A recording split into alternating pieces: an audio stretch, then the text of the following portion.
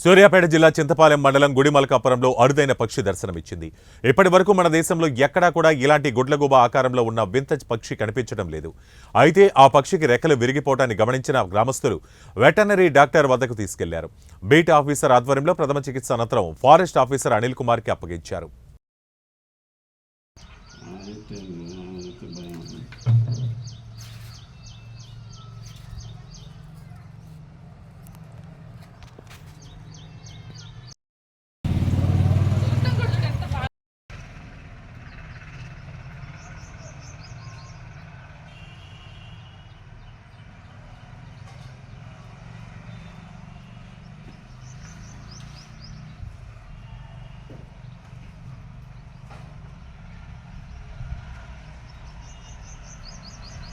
Same కాళ్ళు కూడా అట్లే అయింది కదా.